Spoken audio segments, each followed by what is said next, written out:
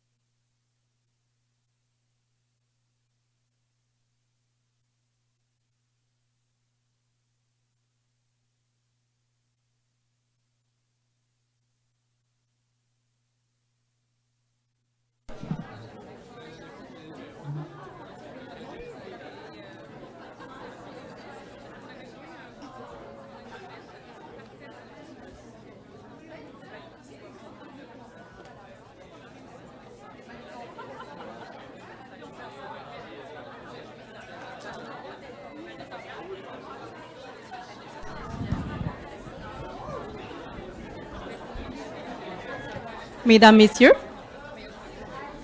bonsoir. Ceux qui sont toujours à l'extérieur, on vous invite à entrer. Vous avez encore une petite, même pas une minute. Parfait. Donc, bienvenue à tous et merci d'être des nôtres. Je suis Sophie aux communications et médias sociaux pour l'Ordre professionnel des criminologues du Québec.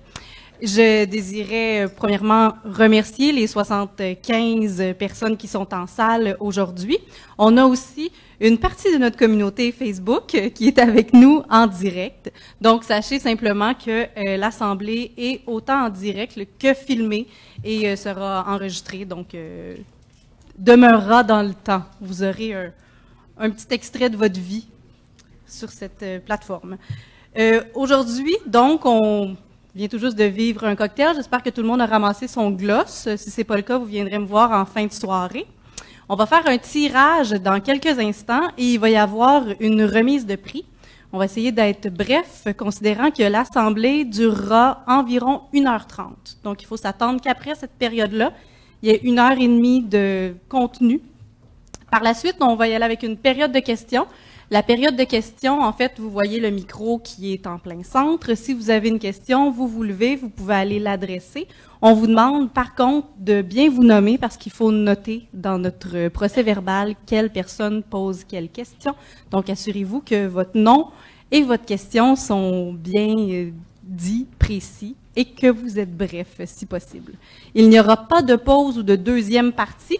Donc, si vous avez besoin de quitter la salle, on vous demande de le faire discrètement au courant de la soirée. Il y a quelques personnes qui nous ont posé des questions par rapport au stationnement. Sachez que par la suite, vous pourrez quitter sans problème. C'était bel et bien gratuit et la guérite sera ouverte.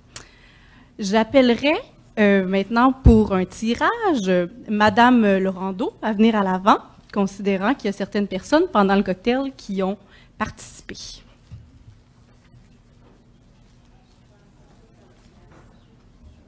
Oh, parfait. Le monsieur le directeur qui va faire le tirage.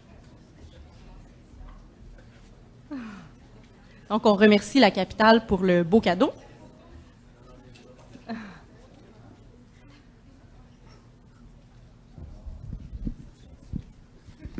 Le gagnant est Pierre Couture. Non. Karine Lafontaine. Madame Lafontaine, vous pouvez venir en avant. Juste ici, on va prendre une petite photo officielle. On va venir sur le côté ici. Avec Madame Laurando.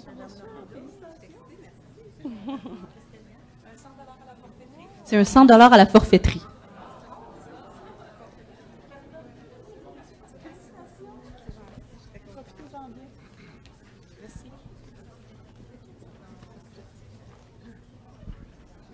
Madame Goyette, je vous laisse la parole. Merci beaucoup, Sophie. Bonsoir tout le monde. C'est un grand plaisir de voir une salle aussi bien remplie pour notre Assemblée générale. Avant de commencer dans le vif des sujets sérieux, le prochain sujet est quand même sérieux parce qu'on veut rendre hommage à 4 grands bâtisseurs. Si je ne veux pas me tromper, je vais mettre mes lunettes. Alors, tous volontaires pour participer aux travaux de mise sur pied de l'Ordre professionnel des criminologues du Québec. Ils se sont impliqués dès les premiers instants, de façon bénévole, et ce, sans compter les heures et les samedis sacrifiés, n'est-ce pas? Ils ont accepté, lors de la constitution de l'Ordre, de siéger sur le tout premier conseil d'administration de l'OPCQ, et ont instauré les balises qui permettent aujourd'hui à l'Ordre de rayonner. C'est avec grande fierté que nous pouvons les compter en tant que premiers criminologues. Je vais commencer par Lara. Lara, t'es où? Lara est prise par la connaissance de l'âme humaine et positionnant toujours son client au centre de ses préoccupations. Lara Bustrain a fait valoir au sein du CA l'importance qu'elle accorde à la reconnaissance des compétences des criminologues.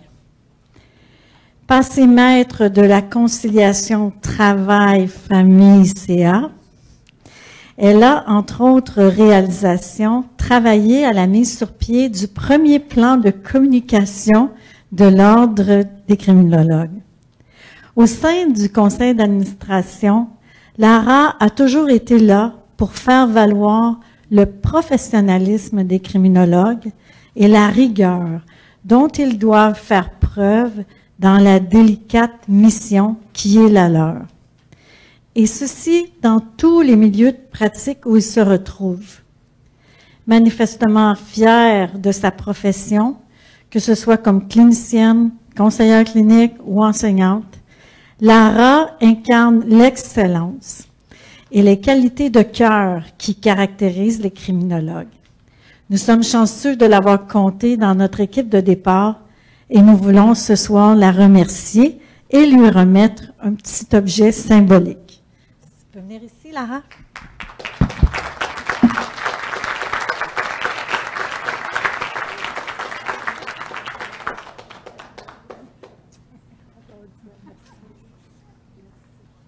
On va prendre des photos tantôt. Ah, tout de suite? Ah oui? Ah,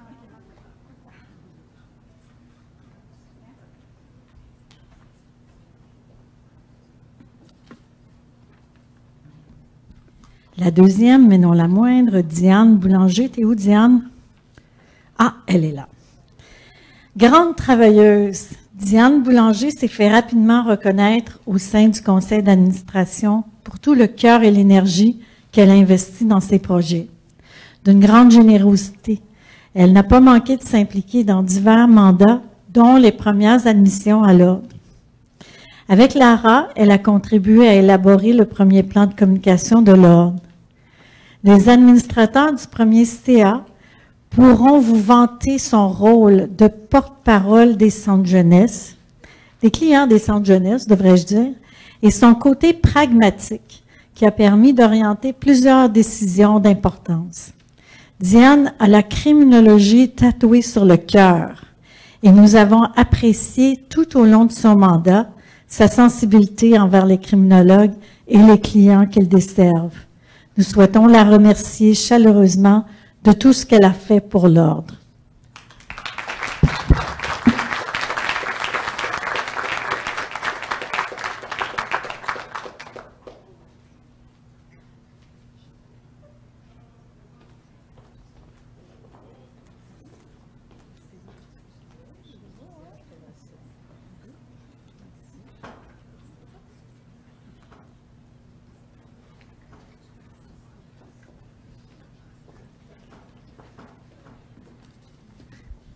Alors, un autre hommagé, M. Patrick Altimas, qui est là devant moi. Patrick a rejoint les rangs du CA Transitoire en 2014, très engagé, possédant une conviction profonde quant à l'importance de l'intégration des criminologues dans le système professionnel. Il s'est fait le représentant du réseau communautaire au sein des administrateurs. Avec José, il était aussi le seul représentant du secteur adulte au CA. Tous les autres, on était en jeunesse.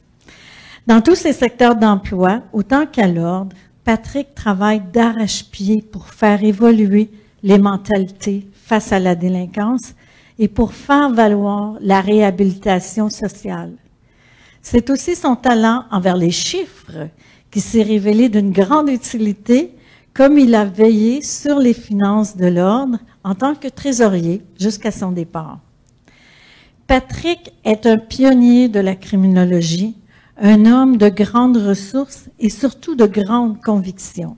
Quoi qu'il fasse, il est là pour les bonnes raisons. Personnellement, je suis heureuse de l'avoir connu, parce que je ne le connaissais pas avant, sur le CA, et d'avoir partagé cette belle aventure avec lui. Au nom de l'Ordre, je le remercie de son implication sans faille. Merci, Patrick.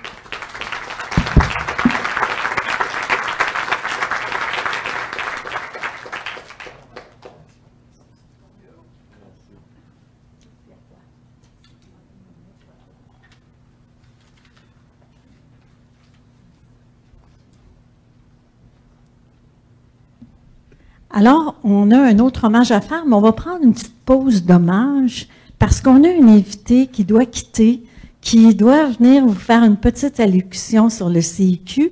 Alors, c'est M. Denis Leclerc qui, en même temps qu'il est secrétaire du CIQ, qui est le Conseil interprofessionnel québécois, est aussi président de l'Ordre des psychoéducateurs du Québec. Sans plus tarder, je vous présente Denis Leclerc.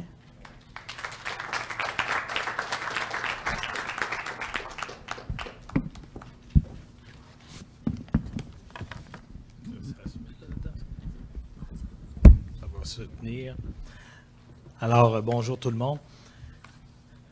Et oui, j'ai une contrainte qui fait que je ne pourrai m'éterniser avec vous ce soir, mais ça me fait vraiment plaisir d'être présent. D'ailleurs, une profession quand même assez près de la nôtre. Alors, c'est avec grand plaisir que je suis ici et c'est un honneur à titre de secrétaire du Conseil interprofessionnel du Québec de me joindre à vous ce soir afin de présenter le CIQ, un organisme très important dans le système professionnel québécois. Organisme conseil auprès du gouvernement du Québec, le Conseil interprofessionnel est la voix collective des 46 ordres professionnels voués à la protection du public. Le Conseil est le forum d'échange, leur forum d'échange, leur organe de concertation et un organisme permettant le partage de certains services. C'est un lieu où les représentants des ordres professionnels mettent en commun leur expérience et leurs préoccupations afin de faire évoluer le système professionnel. Les ordres professionnels regroupent plus de 390 000 membres, soit environ 10 % de tous les travailleurs québécois. Les professionnels se distinguent par leurs compétences, conditions incontournables pour être admis à leur ordre. Et vous en faites partie. Et parmi tous ces professionnels, certaines personnes se démarquent en faisant preuve d'une passion et d'un engagement hors du commun. Des personnes appréciées qui mettent quotidiennement leur intelligence, leur talent et leur énergie dans l'exercice de leur profession. En fait, pensez-vous sérieusement que je suis ici uniquement ce soir pour vous présenter ce qu'est le CIQ? Non.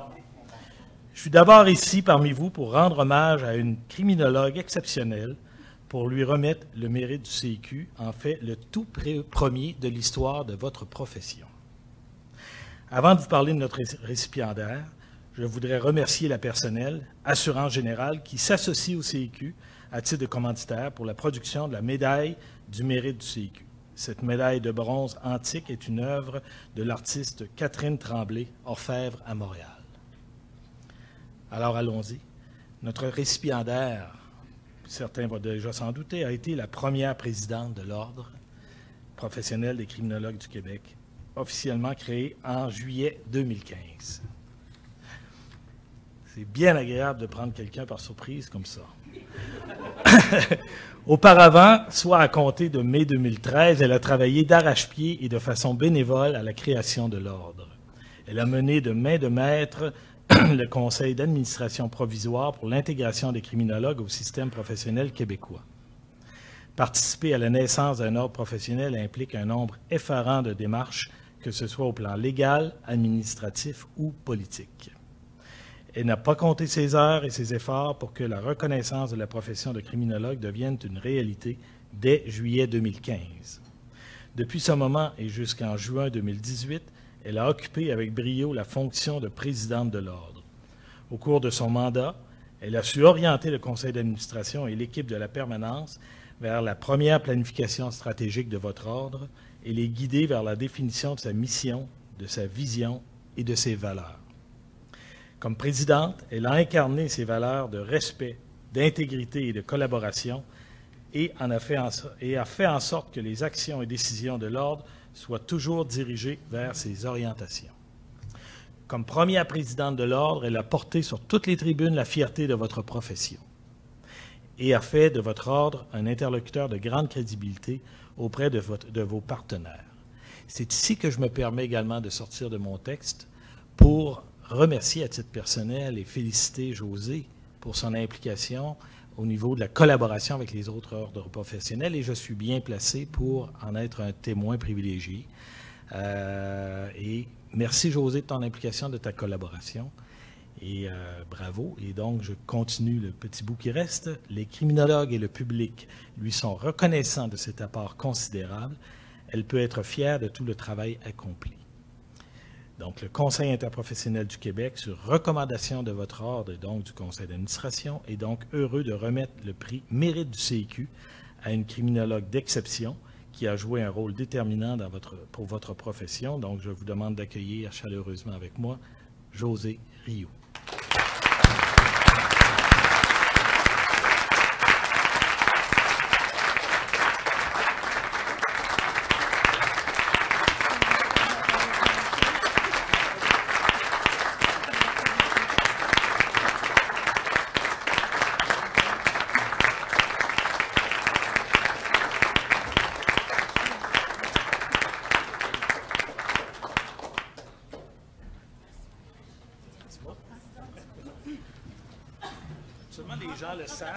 Ah ouais, j'ai pas. Ah, j'ai de la gueule, c'est correct. Je n'ai pour 1 heure, si vous voulez, là, mais je vais quand même me restreindre. Ah, OK. Ça a été un honneur pour moi de représenter les criminologues, de travailler à la formation de l'Ordre avec une gang exemplaire. Là. Oui, j'ai travaillé fort, Pierre a travaillé fort, mais si vous saviez, quand Michel a parlé des samedis, là, moi, je partais de Québec, puis on se retrouvait à Trois-Rivières, dans une maison de transition, dans le sous-sol, pour pouvoir faire nos réunions. C'est parce qu'on y croyait. Puis une des raisons principales pour laquelle j'ai œuvré à la formation de l'Ordre, c'est qu'en tant que chargée de cours à l'université, je réalisais qu'on n'était plus engagés, nous autres. Parce que les activités réservées, on ne pouvait pas toutes les pratiquer, puis on avait beaucoup de difficultés. Fait qu'on commençait à disparaître graduellement au niveau des stages et au niveau de notre profession. Et c'est la raison pour laquelle je me suis dit, il faut qu'on rentre des ordres, comme les curés, là. OK? Il faut qu'on devienne un ordre pour qu'on puisse faire reconnaître et reprendre notre place, parce qu'on a une maudite belle place. Puis, toutes les personnes qui sont ici, on a le C de tatouer sur le cœur, pas pour le Canadien de Montréal, moi je suis nordique, là, mais on a le C de tatouer sur le cœur parce que la criminologie, on y croit.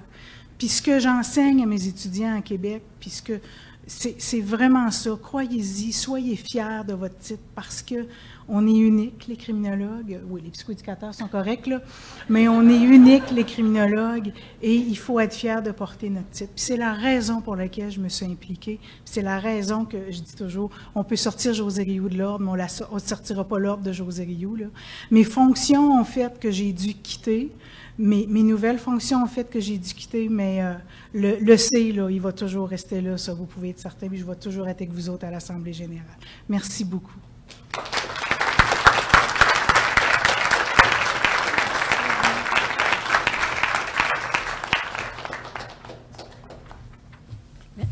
Merci beaucoup, Denis. Merci, José. Alors, juste avant de commencer la partie formelle de la réunion, peut-être juste un autre événement qu'on veut souligner. Celui-ci est beaucoup plus triste, mais quand même, il fallait, je pense, prendre le temps de le souligner. C'est un événement important. Alors, vous êtes probablement au courant du décès de M. Denis Zabot, survenu dernièrement. Alors, j'aimerais profiter de l'occasion ce soir pour souligner son apport inestimable à la criminologie. C'est grâce à M. Zabot que notre belle discipline qu'est la criminologie a pu se développer au Québec. Tout d'abord par la création de l'École de criminologie de l'Université de Montréal, qu'il a fondée en 1960, puis par la mise sur pied du Centre international de criminologie comparée, de la Société de criminologie et de la Revue Criminologie, qui permettent encore aujourd'hui le développement de connaissances concernant la criminologie. Qui plus est, sa plume hors pair et sa capacité à transmettre ses idées, tant par écrit qu'à l'oral, lui ont permis de participer activement au rayonnement de la criminologie à l'échelle internationale, et ce, tout au long de sa prolifique carrière. La criminologie telle que nous la connaissons aujourd'hui ne pourrait donc pas être la même sans l'implication qu'a eue M. Zabot au sein de cette discipline. Son éloquence, son dynamisme, son savoir ont grandement permis à la criminologie d'être en perpétuelle évolution depuis près de 60 ans. Nous sommes donc sincèrement reconnaissants du travail qu'a effectué M. Zabot tout au long de sa vie afin d'élever la criminologie là où elle est aujourd'hui. Nous venons de perdre un grand bâtisseur, mais son influence perdurera à travers notre travail. Merci de votre attention. Je pense que c'est important de le souligner.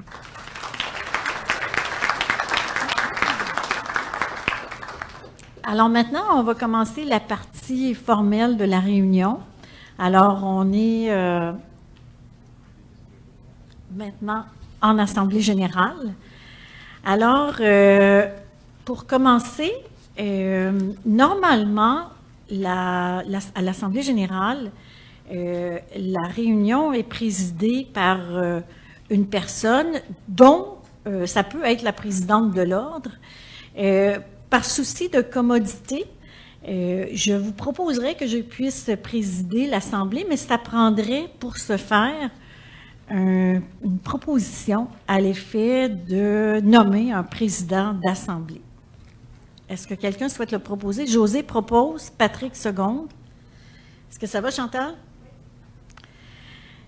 Même chose au niveau d'un ou d'une secrétaire d'Assemblée. Chantal est déjà bien partie. Alors, si quelqu'un pouvait avoir le goût de la proposer. Alors, je ne vois pas, c'est Valérie, c'est ça, et Geneviève, c'est ça. Geneviève Lefebvre et Valérie Prézot. Moi, je nomme les gens par leur prénom, mais ça ne veut pas dire que tout le monde les connaît, effectivement. Alors donc, vous avez tous pris connaissance de l'ordre du jour. Vous l'avez reçu auparavant. Je veux cependant attirer votre attention sur deux choses, en fait. Il y a eu une inversion de certains points par rapport à l'ordre du jour que vous avez reçu. Si je me rappelle bien, ce sont les points numéro 10, en fait 10 et 11, qui ont été amenés après la nomination d'un vérificateur. Donc, on va nommer un vérificateur, ce qui va permettre de libérer les comptables, puis après ça, on fera les points 10 et 11. Aussi, il y a une personne qui nous a adressé une question par écrit, telle que c'était possible. Alors, on a ajouté à la période de questions un point 13.01, une question préadressée concernant le registre des droits acquis pour certains professionnels des services correctionnels du Québec. Alors, c'est donc l'ordre du jour d'aujourd'hui. Est-ce que quelqu'un en propose l'adoption? Martine, Jacob, Diane Boulanger. Alors, vous aviez dans votre chemise le procès-verbal de la dernière rencontre qui a eu lieu il y a exactement 1 an. Je ne sais pas si vous avez eu l'occasion de le lire. Je ne crois pas qu'on va en faire la lecture en grand groupe, mais s'il y avait quelqu'un qui voulait en proposer l'adoption ou si quelqu'un avait des questions avant d'en proposer l'adoption, c'est formellement ce soir qu'on doit adopter ce procès-verbal-là. Est-ce qu'il y a des questions tout d'abord sur le procès-verbal? Ça allait. Et je vous rappelle que la personne qui propose ou seconde l'adoption du procès-verbal devait être présente lors de cette rencontre. Alors, est-ce qu'il y aura un proposeur pour le procès-verbal de la rencontre du 26 octobre 2017 qui a eu lieu exactement dans cette salle? Alors, Linda, je n'avais pas vu. Bonjour, Linda Grégoire. Secondée par? OK. Simon Legault. Alors, ça nous amène au point 6, rapport de la présidente. Alors, je vais demander à José de venir s'avancer en avant avec moi. Parce que normalement, lors de l'Assemblée générale, on vous présente un rapport sur les activités de l'Ordre, mais durant la période qui est couverte par l'exercice financier. Ça veut donc dire que le rapport qu'on vous présente, normalement, il est du 1er avril 2017 au 31 mars 2018. Or, durant cette période-là, c'est José qui était présidente. Donc, il m'a semblé plus approprié que José puisse être présente ce soir pour vous communiquer elle-même le rapport d'activité de cette période-là. Et on a la chance qu'elle ait accepté, une chance, ça nous a permis aussi de lui remettre son prix. Et comme on est déjà au mois d'octobre, donc l'année suivante est déjà entamée, puis qu'on est toujours en mouvement, puis en préparation de l'avenir, puis que je suis certaine que vous voulez savoir un peu ce qui s'en vient aussi. Alors moi, je vais me permettre de vous entretenir sur l'état actuel de certains dossiers, puis de ce que nous entrevoyons là pour la prochaine année. Alors, José, si tu veux venir en avant.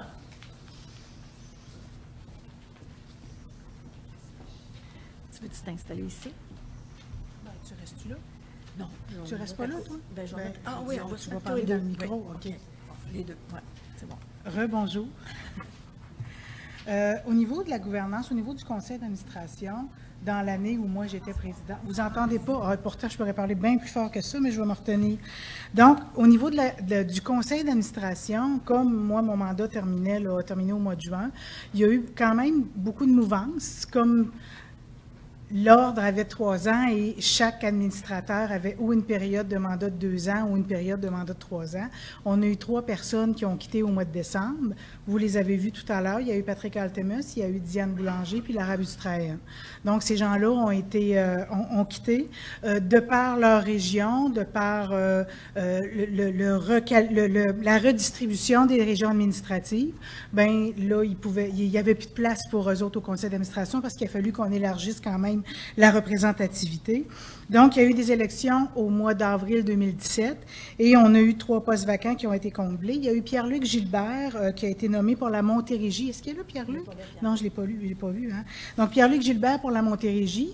Il y a eu Claire Bastien pour les 3L, qu'on appelle là, Laurentide, Lanaudière, Laval. Puis, il y a eu Jackie Huet qui a été élue pour la région numéro 5. Jackie est là. Jackie était pour Montréal, mais comme elle a quitté pour l'Estrie, ben, elle a été obligée de donner sa démission. Et c'est David Henry, à ce moment-là, qui a été coopté par le conseil d'administration jusqu'aux élections de cet été. Je ne vous ai pas perdu, là? Parce qu'on représente toujours la région dans laquelle on travaille. Fait que Jackie, comme elle travaillait en Estrie, ben, elle a dû quitter la région de Montréal. Là. Fait qu'on a coopté David là, pour le temps qu'il y ait des élections, parce que les élections pour le poste de Montréal étaient cet été. Donc, je veux juste vous rappeler que Jackie est aussi, avec Michel, les 2 seules personnes qui sont là depuis les débuts de l'Ordre maintenant, avec Pierre, notre directeur général.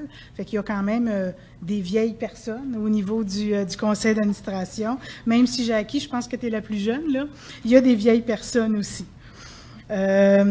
Parmi les membres qui sont nommés par l'Office des professions, il y a aussi beaucoup de mouvances. Vous savez, chaque ordre a des membres nommés par l'Office pour représenter le public ou représenter le public. Il y a des gens qui sont des membres qui sont membres d'un ordre professionnel et il y en a qui ne sont pas membres.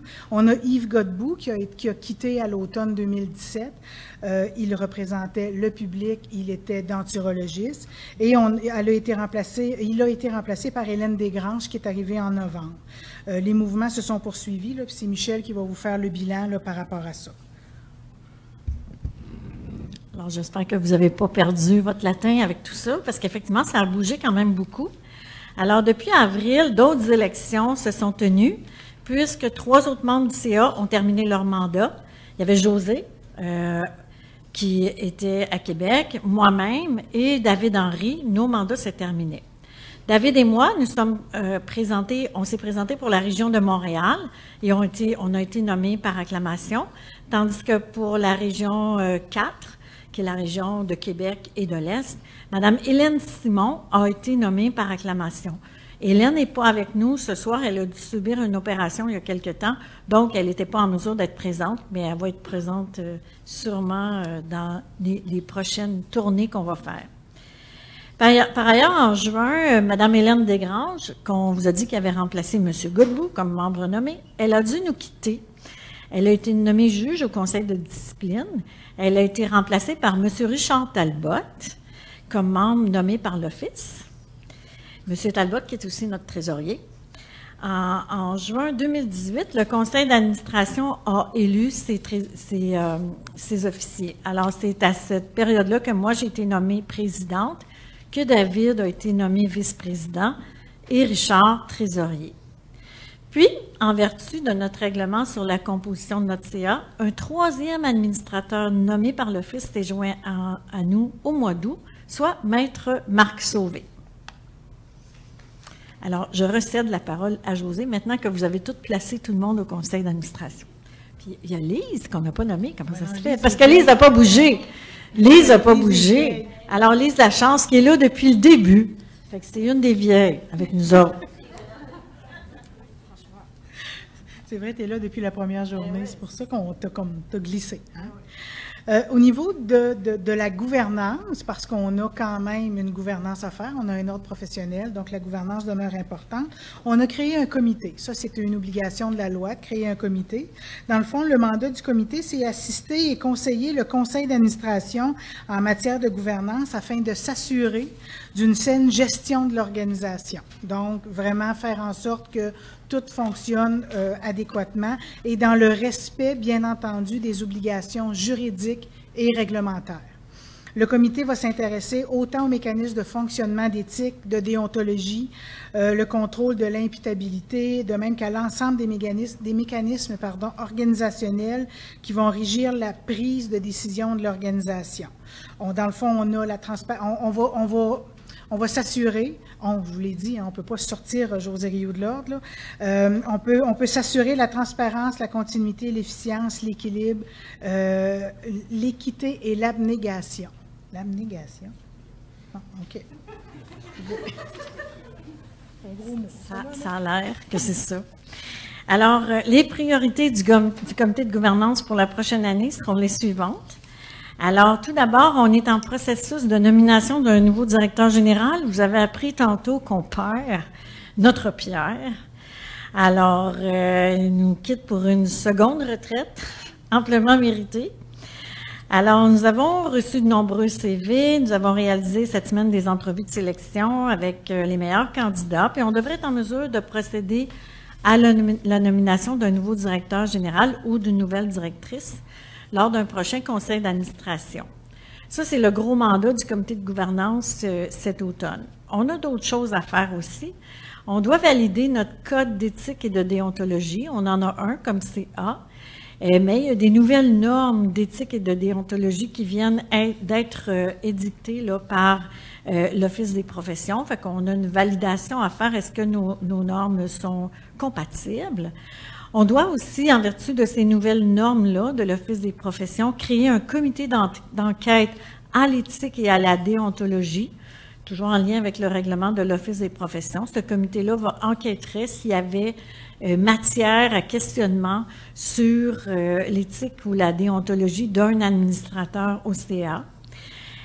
On doit adopter aussi une politique sur la gouvernance et s'assurer que les administrateurs reçoivent une formation continue sur divers sujets qui ont été identifiés dans la loi 11.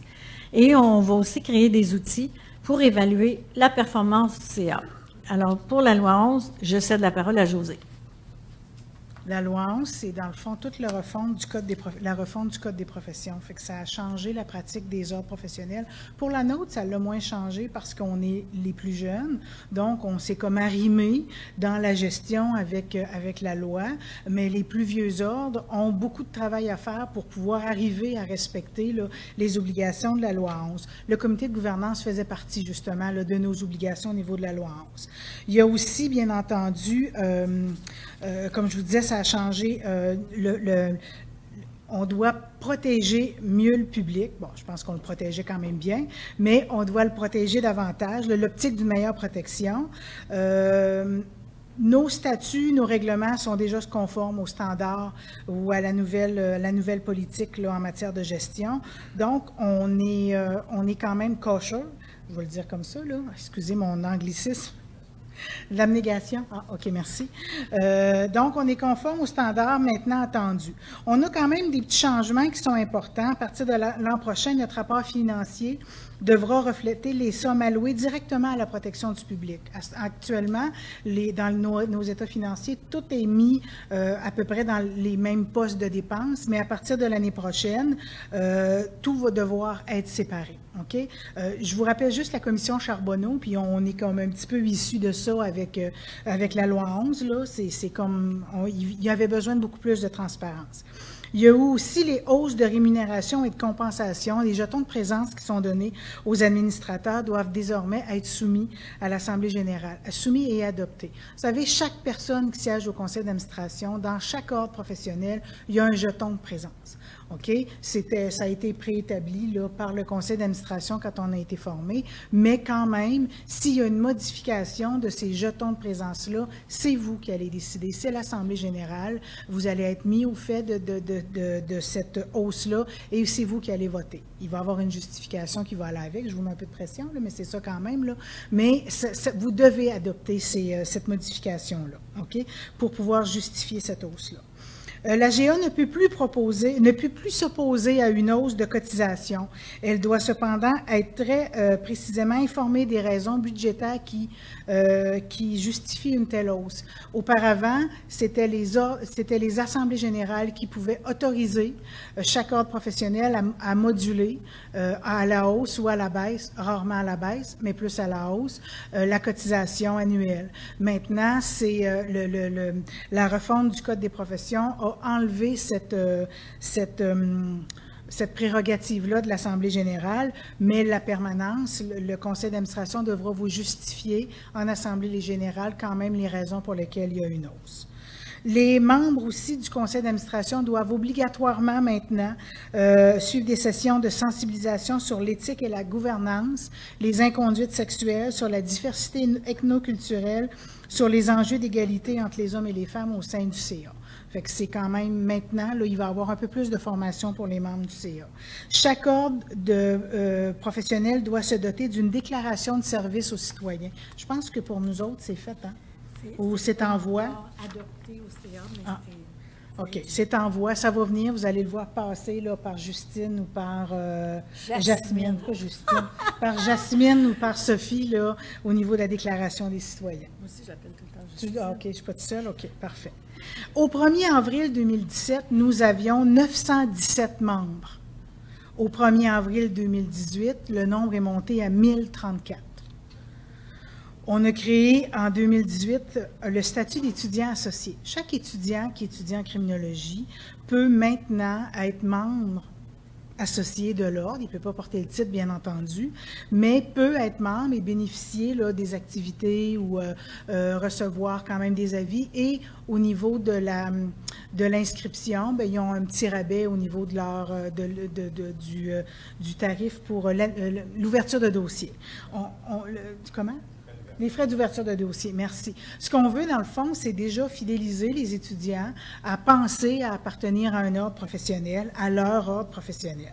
Éventuellement, là, je le lance parce qu'ils le savent. Là, moi, j'aimerais ça qu'il y ait une bourse aux étudiants.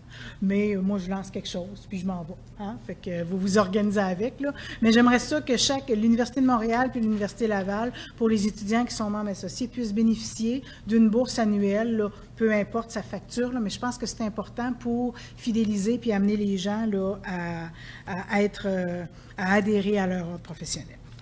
Au niveau des dossiers majeurs, Pierre va vous entretenir quand même sur les réalisations de la dernière année, mais je veux quand même vous parler de la permanence. On imagine souvent là, que la job d'un ordre professionnel, c'est juste de surveiller, là, mais il y a beaucoup de travail à faire. Chantal, et puis là... OK. Ben, Chantal, qui est notre adjointe, qui est l'adjointe administrative, je vous dirais, c'est votre pivot au niveau de l'ordre. Il y a Jasmine, notre dernière entrée, et non Justine, qui est au niveau des services aux membres. Sophie, qui est la conseillère au COM. Il y a Sonia, qui est la chargée d'affaires professionnelles. Pierre, Tony, notre syndic. Donc, c'est une petite équipe, mais qui abat énormément de boulot. Je vous dirais que ça travaille fort, puis ça court vite dans le bureau, là, mais il y a beaucoup de travail à faire dans un ordre, et moi, je pense que ces gens-là ont été très, très proactifs dans l'avancement de l'ordre. Chantal est là depuis le début aussi, là. Dans le fond, on disait qu'il y avait juste Pierre puis moi qui était là depuis le début, mais dans le fond, depuis tantôt, on trouve du monde, là. Chantal aussi, là.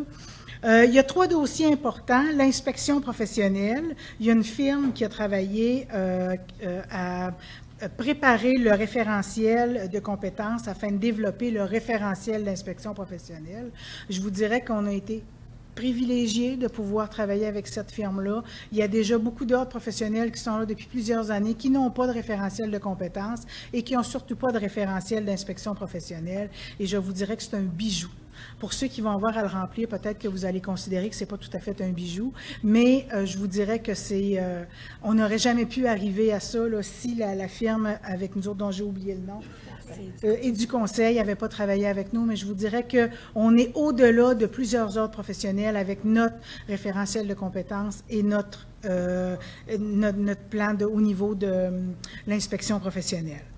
Il y a eu un comité aviseur pour l'inspection professionnelle qui devait quand même mettre le cadre théorique de l'inspection. Michel va vous parler, là, on est rendu un petit peu plus loin maintenant, là, heureusement. On a aussi amélioré le tableau de gestion des membres. Je ne sais pas si vous avez vu, mais la facture a changé. On n'est plus avec la même firme. Il y a des espaces criminaux maintenant. C'est plus facile de faire l'admission. Même la première demande d'admission maintenant peut se faire en ligne, chose qui n'était pas possible l'année passée. Il fallait la faire papier. Et le dernier, bien, ça a été la professionnalisation des membres du ministère de la Sécurité publique. Les agents de probation et les conseillers en milieu carcéraux faisaient une activité réservée et au cours de l'année, il y a eu beaucoup de travaux qui ont été faits avec le ministère de la Sécurité publique et les agents de probation et les conseillers en milieu carcéral maintenant sont devenus membres de leur ordre parce qu'on a les criminologues, mais il y a les travailleurs sociaux, les psychoéducateurs, les CEO aussi, là. Fait que chaque personne a adhéré à son membre pour agir en légalité, là, pour faire les évaluations. Je vous ai parlé là, de l'équipe, là, je devance toujours moi, ce que j'ai à dire. En dernier lieu, parce que je pense que j'ai fini, oui, je vais vous dire merci à vous autres de toute la confiance que vous m'avez donnée au cours des années. Je suis là toujours de très près parce que je suis dans le comité de gouvernance. Je vous l'ai dit qu'on ne peut pas m'évacuer comme ça, là, je colle, qu'est-ce que vous voulez. Mais le comité de gouvernance, pour moi, c'est quelque chose qui est important pour la saine gestion. Alors, je reste toujours dans le giron de l'ordre quand même, mais merci à vous, parce que c'est grâce à vous que l'ordre existe, c'est grâce à vous qu'on avance plus loin, et c'est grâce à vous qu'on va être dans 10 ans, là, le plus bel ordre professionnel, déjà qu'on l'est quand même, là, mais imaginez dans 10 ans, on va faire des flamèches. Merci beaucoup.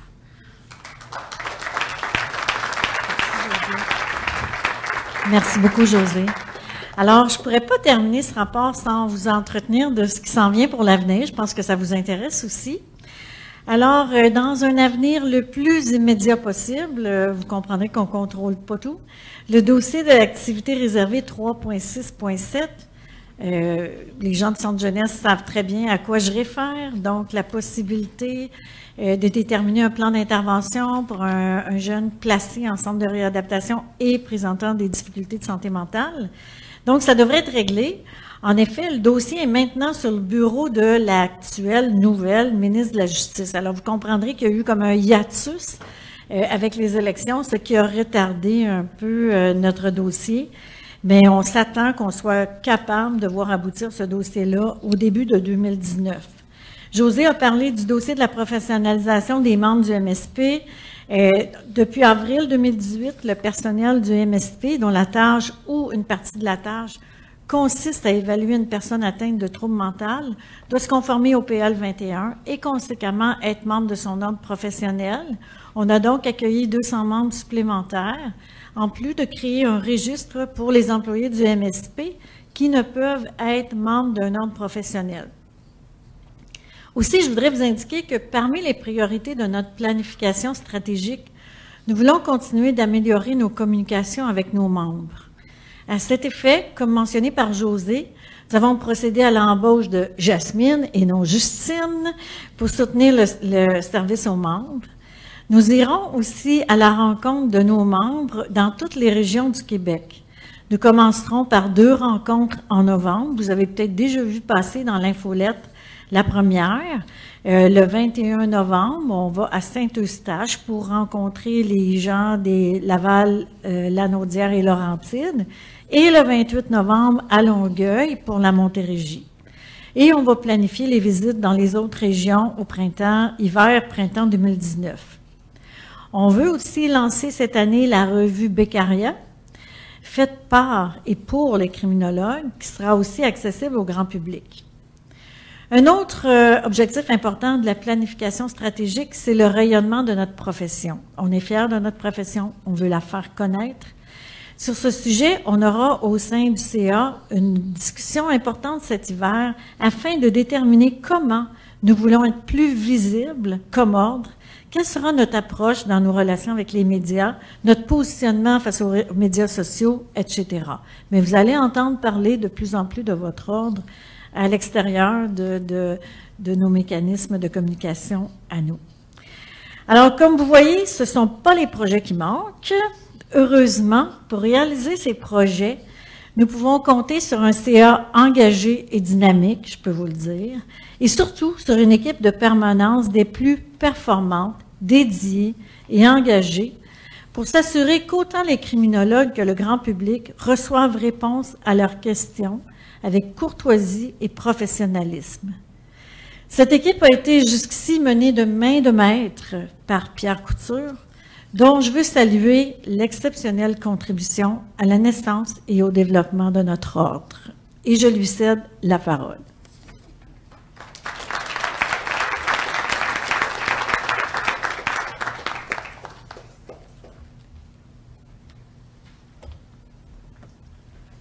Alors, bonjour tout le monde. Vous m'entendez bien? Alors, tout d'abord, je voudrais vous remercier d'être ici par ce beau jeudi soir. Parmi nous, c'est très apprécié.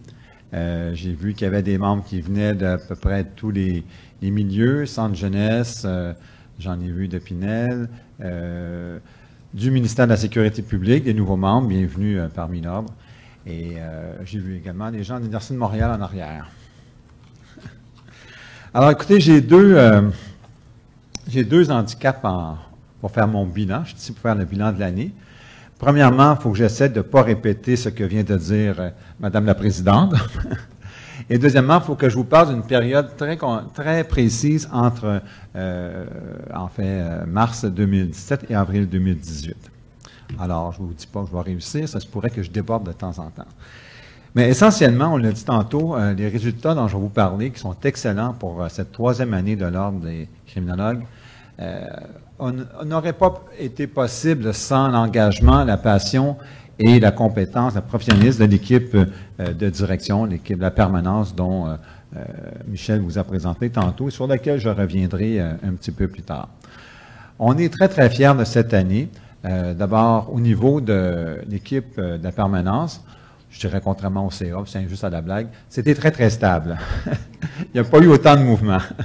On a quand même procédé à l'embauche de notre conseillère en communication l'an passé, ça fait déjà 1 an et quelques mois, pour remplacer celle qui était partie.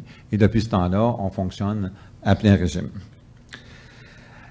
L'an passé, je vous ai parlé qu'on s'était doté d'une planification stratégique. C'est un grand mot qui veut dire qu'au fond, on s'est fixé des objectifs pour l'année qui s'en vient.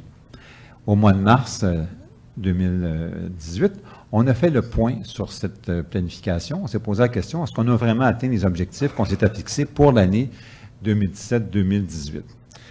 Et finalement, en regardant les indicateurs et tout ça, ne serez pas surpris d'apprendre que oui, on est très fiers de voir que les dossiers majeurs qu'on s'était fixés, les objectifs ont très, très bien progressé. Je ne reprendrai pas tout ce que Michel a dit, mais ce qui est quand même important sur lequel il est important de revenir, c'est que l'année 2017 a été, en fait, surtout une année de travail intense, de développement. Il n'y a pas eu de résultats comme tels, ils vont apparaître dans l'année prochaine, en fait, cette année, là. Mais tout ça, c'était précédé d'un énorme travail. Entre autres, on a travaillé énormément à la politique de formation continue, qui, comme vous le savez, est maintenant lancée. Alors, on parle de certain nombre d'heures, 30 heures sur 2 ans, etc. La particularité de cette politique, de cette formation-là, cette approche-là, c'est l'approche réflexive. Parce qu'avant de se lancer comme jeune ordre dans une politique comme telle, on s'est informé, on a évidemment vérifié quelles étaient les meilleures pratiques. Et au fond, la méthode réflexive, on pourra s'en reparler longuement, ça permet aux membres de réfléchir sur leurs propres besoins de formation. On n'a pas la même besoin dépendant là où on est rendu dans notre carrière et ça fait en sorte que les gens sont davantage responsables de leur formation. L'inspection professionnelle, enfin, parce que je vous l'apprends, le règlement est adopté cet automne, mais là, je reviens sur la partie 2017-2018.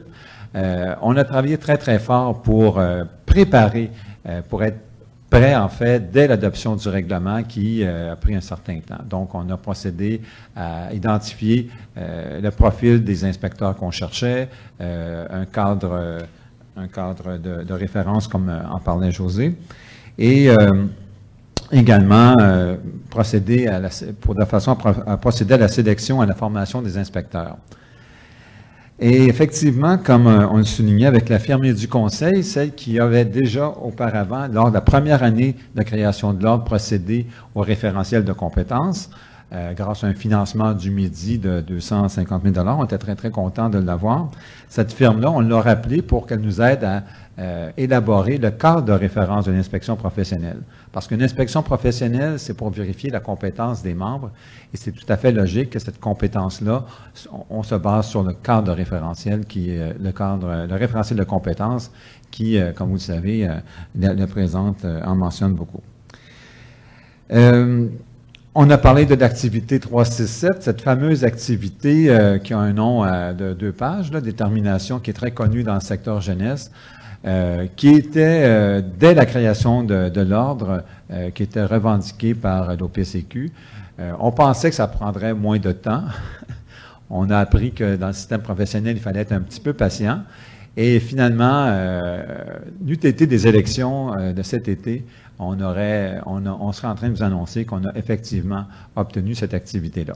Mais au cours de l'année 2017-2018, on est allé chercher tous les appuis qui étaient nécessaires pour pouvoir déposer cette demande-là sur le bureau de la ministre. Donc, tous les ordres professionnels concernés nous ont appuyés, les employeurs, le milieu universitaire, l'Office des professions nous a soutenus également, et si bien que tout a été travaillé de façon impeccable pour déposer ce projet qui, j'en suis convaincu, va voir le jour d'ici quelques mois, dès qu'on aura l'occasion de rencontrer le ministère de la Justice.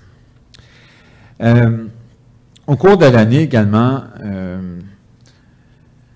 2017-2018, on a travaillé, on va remettre mes lunettes, je pense. On a travaillé quand même très fort ce dont on parlait, l'intégration au système professionnel du personnel du ministère de la Sécurité publique qui pratique l'activité réservée dont on a parlé tantôt, évaluer une personne atteinte d'un trouble mental.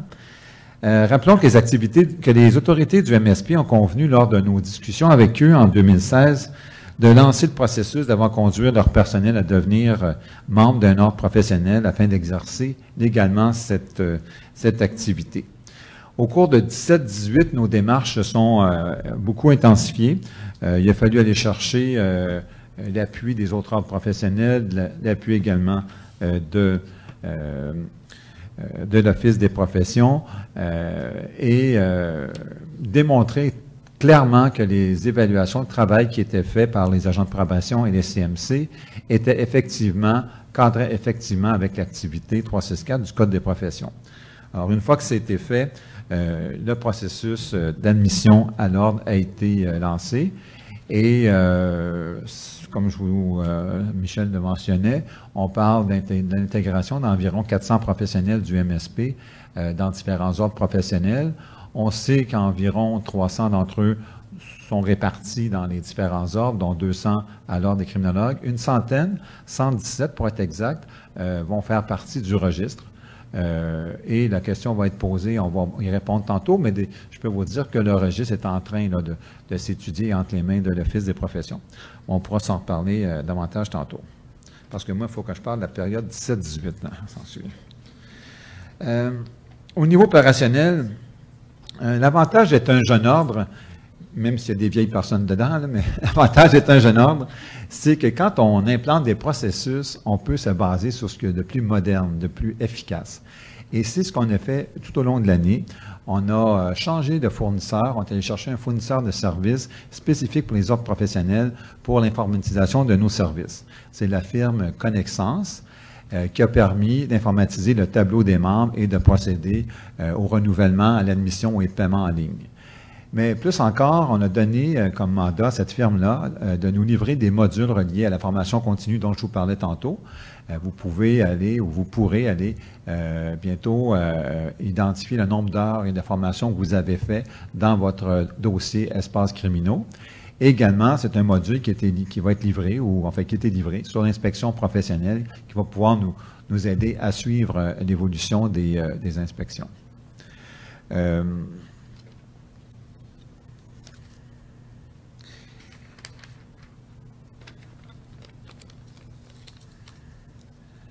Évidemment, ça a donné lieu, tout ça, à une revision assez systématique de toute notre façon de procéder. On a également revu notre site Internet qui va être dévoilé au cours de l'automne.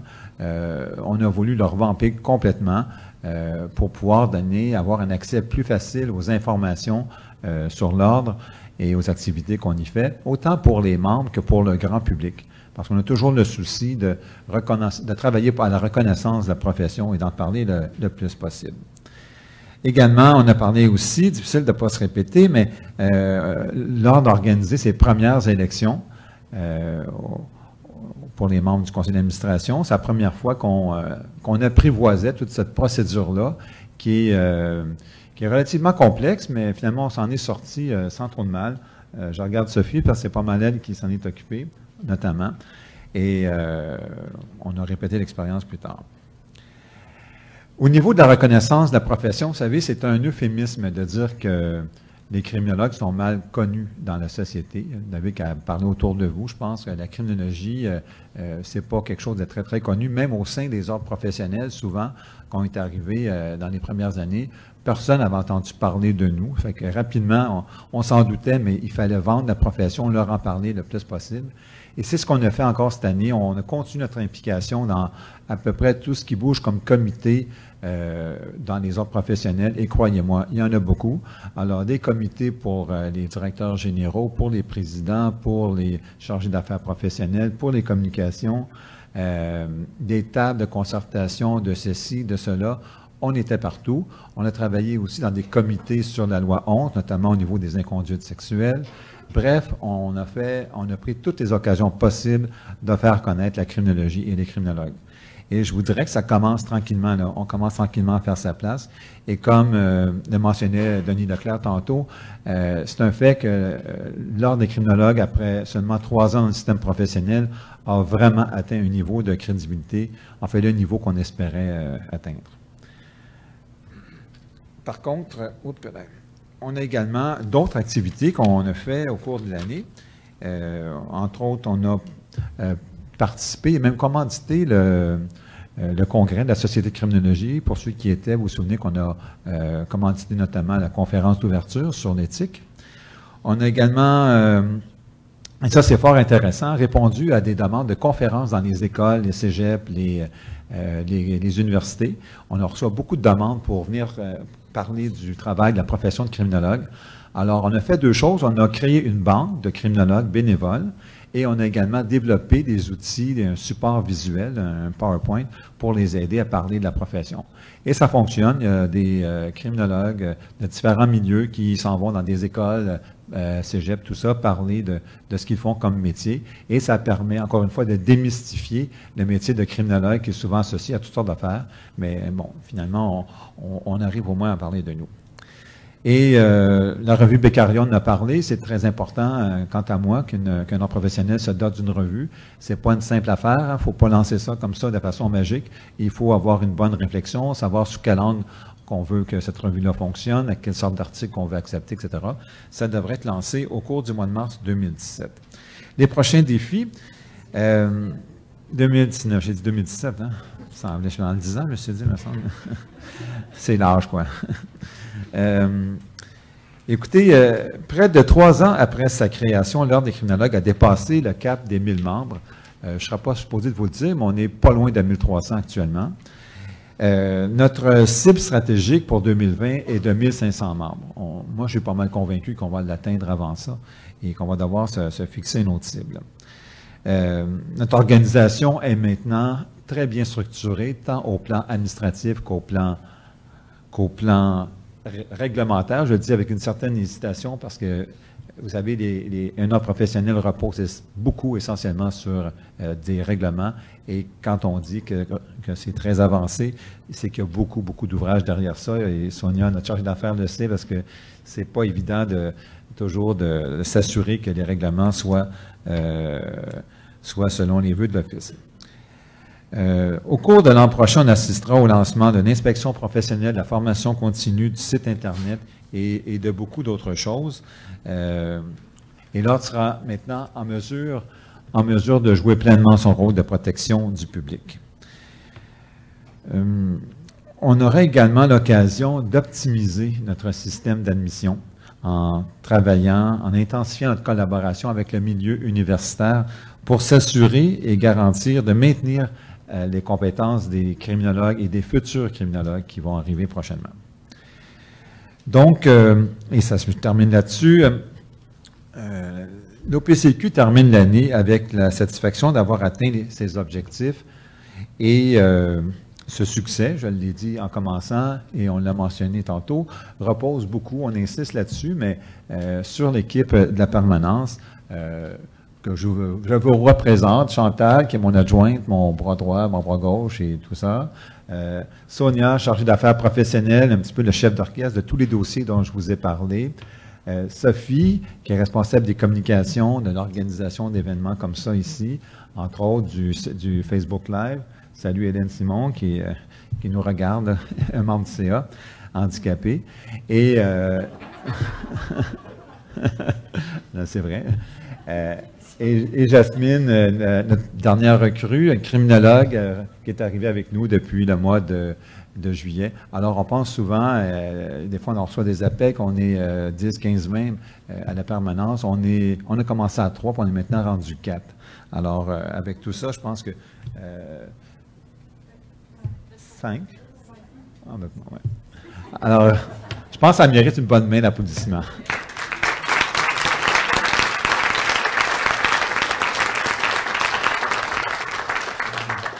Deux choses en terminant pour de vrai. Ben, remercier le conseil d'administration, sans qui tous ces beaux objectifs-là ne seraient pas atteints. On a la chance à la permanence, comme éthique de direction, de compter sur un conseil d'administration. Et c'est vrai, je ne le dis pas parce qu'ils sont ici, là, mais vraiment impliqués, engagés. Et c'est vraiment des gens qui nous aident beaucoup. Les bénévoles, j'en ai parlé tantôt, les criminologues bénévoles qui travaillent sur des comités, j'en vois plusieurs dans la salle. Un grand merci, c'est vraiment essentiel ce que vous faites comme travail et je ne pourrai jamais vous remercier autant qu'aujourd'hui.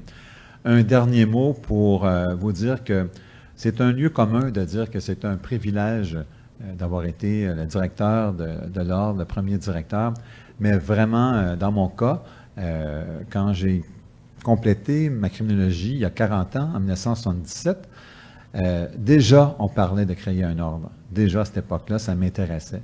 Alors, je n'avais jamais imaginé que 40 ans plus tard, l'ordre serait créé puis que j'en serais le premier directeur.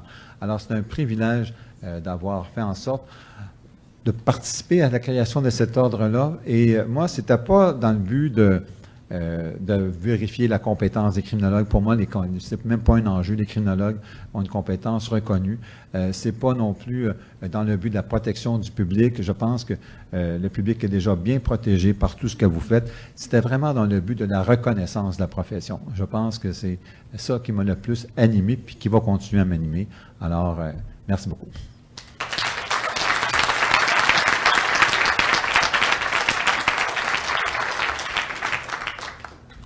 Merci beaucoup, Pierre. Juste te dire que 77, maintenant, ça fait 41. C'est un détail, là, mais...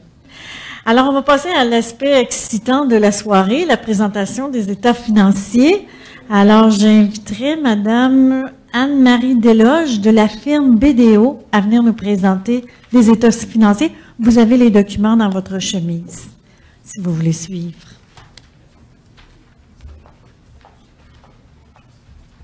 Le moment palpitant. Alors, je ne sais pas si vous voulez me suivre avec l'état financier, vous les avez dans votre chemise, parce que on va un peu se promener d'une page à l'autre pour montrer en chiffres ce qui a été réalisé, puis comment ça se traduit, toutes les activités dont on vient de parler. Alors, on commence, le début, ça commence par le rapport d'auditeur indépendant. C'est le rapport de BDO sur les états financiers. On a un rapport sans restriction, un rapport tout à fait standard. Donc, on a eu une très belle collaboration de la direction puis du personnel pendant notre mandat. Ça s'est bien passé. Alors, voilà, on a pu signer un beau rapport d'auditeur. À la page 3, l'état de la situation financière, c'est le portrait de l'ordre professionnel le 31 mars. C'est un photo finish ce jour-là. Donc, il y a les actifs, les passifs et les actifs nets. Actifs, vous les voyez, là, je ne sais pas si vous voulez qu'on les lise ligne par ligne, mais bon, il y a de l'encaisse pour 565 000, ça semble énorme, mais les cotisations professionnelles sont payables pour le 1er avril, donc il y a beaucoup de paiements qui rentrent.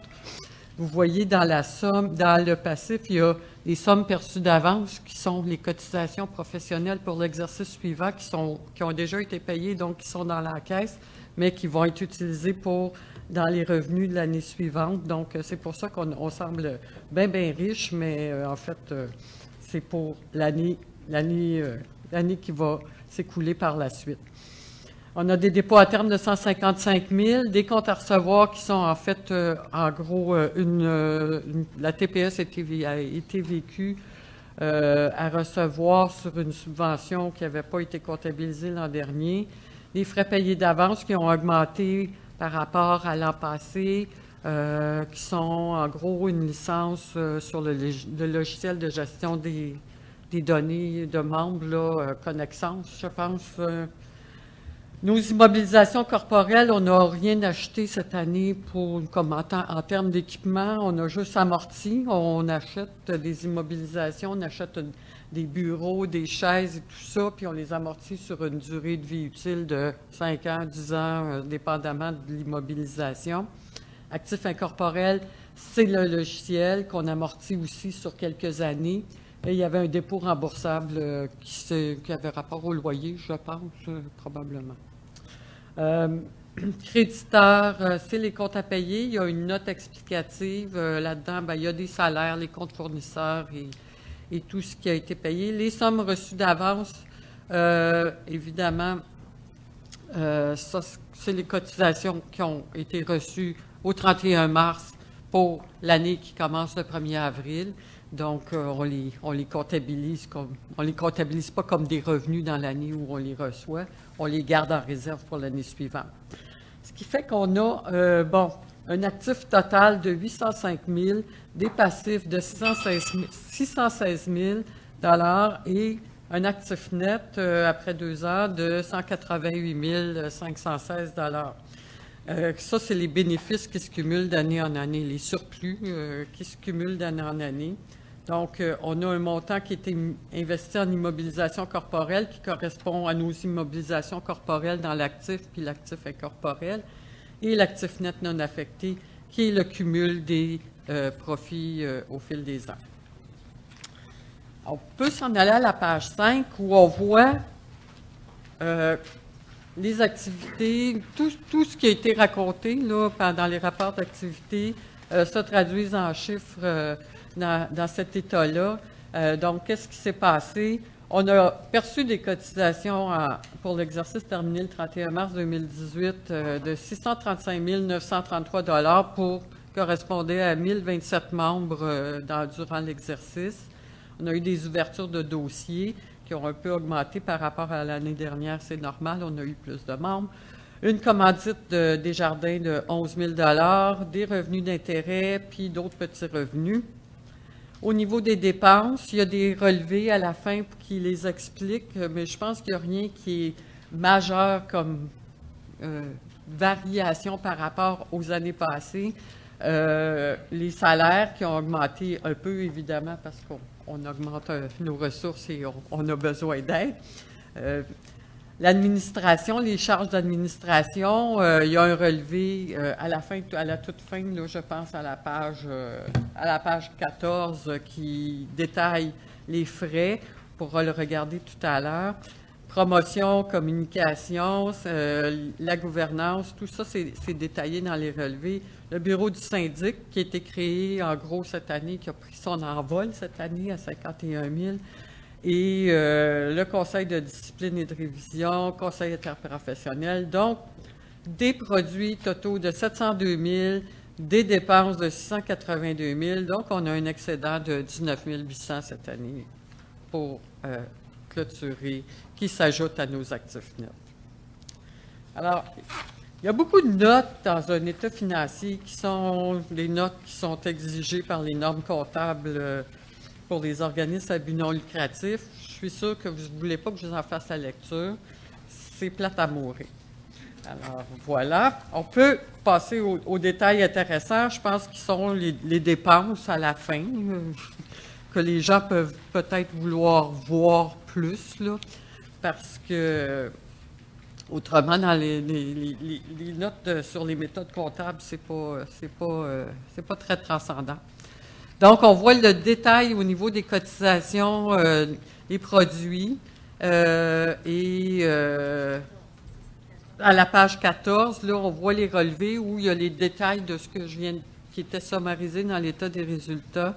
Donc, on a les produits, les charges d'administration, on les voit en détail. Ce qui a varié pour la peine, là, il y a les frais de formation qui ont augmenté d'environ 10 000 $. Il y a eu un congrès qui a été, une dépense de congrès qui a été payée pour les membres du CA à Saint-Sauveur. Là, je ne sais pas, c'est un congrès pour les membres criminologues. Pardon? Oui.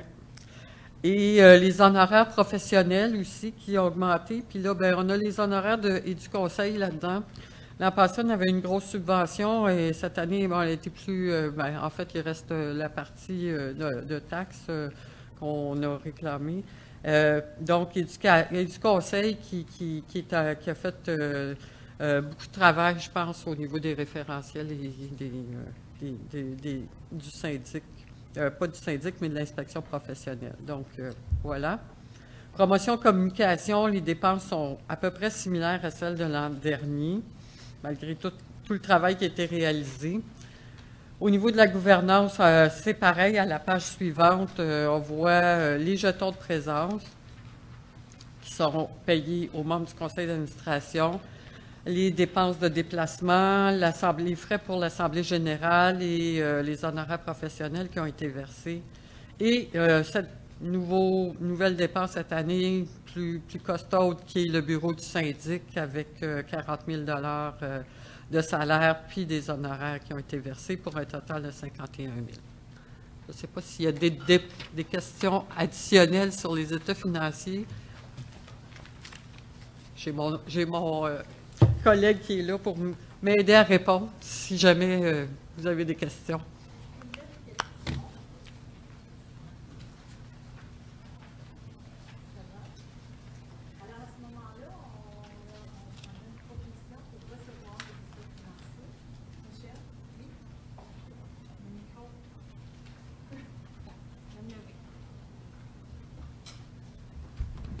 S'il n'y a pas de questions à adresser à la firme comptable, ça va? Alors, on recevra une proposition afin de recevoir les états financiers de l'année 17-18. Est-ce qu'il y a quelqu'un qui souhaite le proposer? Oui, Martine, secondée par Patrick Altimas. Martine Jacob, Patrick Altimas. Alors, merci. Merci, Madame Desloges et Monsieur, je m'excuse, Jean-François Prescott, c'est ça. Merci beaucoup. Alors, l'étape suivante, vous savez qu'à chaque année, il faut nommer une firme qui va vérifier nos états financiers. Alors, depuis quelques années, nous faisons affaire avec la firme BDO, avec laquelle nous sommes entièrement satisfaits. Alors, on aurait envie de vous recommander la même chose. Donc, pour l'année financière 2018-2019, l'année financière 2018-2019, qu'on reconduise le mandat à la firme BDO. Est-ce qu'il y a quelqu'un qui souhaiterait le proposer? Geneviève Lefebvre, secondée par Valérie Prézot. Merci beaucoup tout le monde. Merci Madame Desloges. Merci Monsieur Prescott. Alors, ça nous amène au prochain point. Je vais céder la parole à Pierre parce que il y a 2 points que Pierre va vous amener qui sont directement en lien avec ce dont on vous a parlé, José et moi, plus tôt, sur la loi 11. La loi 11 amène des nouvelles règles concernant les assemblées générales, notamment consultation sur la cotisation et aussi la présentation des revenus des administrateurs, ce qui a été payé aux administrateurs. Alors, je cède la parole encore une fois à Pierre.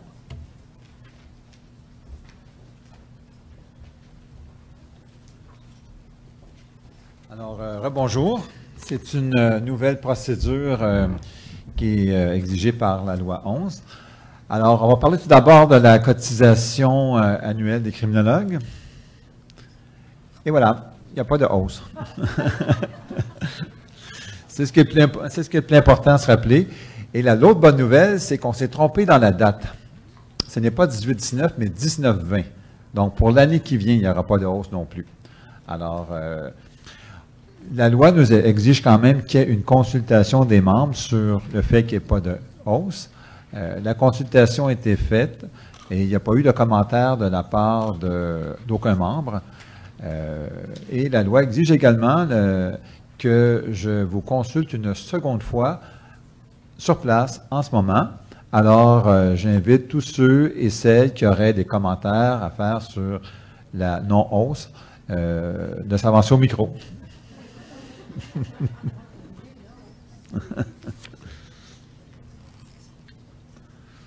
Ça va? Bon. Alors, je vous annonce qu'au prochain CA, il va y avoir une résolution à l'effet qu'il n'y a pas de hausse formellement, suite à la consultation qu'on vient de faire, de hausse pour la prochaine année. C'est la loi 11, que voulez-vous? Et évidemment, comme criminologue, on respecte la loi. La rémunération des administrateurs élus. Encore une fois, et ça c'est intéressant, la loi oblige les ordres professionnels à être excessivement transparents sur la façon qu'ils utilisent votre argent pour payer les administrateurs. Alors, à l'ordre des criminologues, je vous parlais tantôt de saines pratiques qu'on a établies dès le départ. Les jetons payés aux membres du conseil d'administration sont publics depuis le début de l'ordre, ainsi que depuis l'an passé, je pense, les salaires également qu'on verse à la présidente. Alors, pour nous, la loi 11 ne change pas notre pratique, mais quand même, on vous a fait suivre dans la convocation un document qui illustre de façon très transparente, et voilà, c'est très lisible, n'est-ce pas? Très transparente ce que coûtent les frais qui sont versés aux administrateurs. Essentiellement, ce sont des jetons de présence, $100, $200, $100 ou $200, dépendant si c'est une demi-journée ou une journée, qui sont versés lors des séances du conseil d'administration. Il y a également des frais de déplacement. Et s'il y a un montant que vous trouvez un petit peu étrange, c'est celui de la présidente, de l'ex-présidente, des montants de autour de 13 000. En fait, c'est en raison du fait que Mme Rioux, on défrayait son transport et son hébergement vu qu'elle provenait de Québec. Donc, c'est le seul élément, je crois, qui pourrait ressortir de ce document-là. Et les autres frais qui sont payés, ce sont les frais qui sont assumés de façon normale par tout autre ordre. Ça peut être le stationnement, le cellulaire dans certains cas. Alors, si vous avez des questions là-dessus, je vous invite à vous présenter au micro.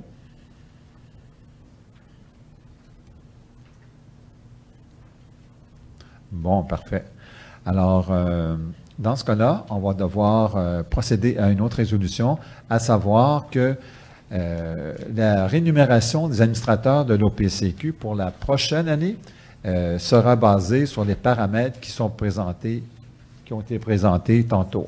Donc, ça ne changera pas. Les jetons, ça va être le même montant. De toute façon, c'est un règlement.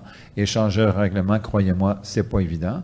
Donc, c'est des choses qui vont rester pour un bon temps, ainsi que les autres conditions que vous avez voir. Alors, est-ce qu'il y a quelqu'un qui... Oh, c'est Mme la Présidente qui doit faire ça, peut-être? Oui, bon, Mme la Présidente. Merci. Merci beaucoup, Pierre. Je suis censée te déprésenter, il m'avait dit, mais c'est correct, Sophie, merci. Alors, donc, oui, ça nous prendrait quelqu'un qui propose la résolution suivante, donc proposée par et secondée par, que soit approuvée la rémunération des administrateurs de l'OPCQ pour la prochaine année financière, selon les paramètres présentés aujourd'hui même en Assemblée générale. Alors, vous avez vu un peu ce que ça coûte. Donc, on n'a pas de hausse des jetons de présence ni de la rémunération de la présidente cette année. Donc, ce qu'on vous demande, dans le fond, c'est de reconduire ce qui existe déjà au niveau du conseil d'administration. Est-ce que quelqu'un serait intéressé à le proposer? Patrick, proposé par Patrick Altimas et secondé par Diane Boulanger. Est-ce que quelqu'un demande le vote là-dessus? Ça va? Alors, c'est adopté.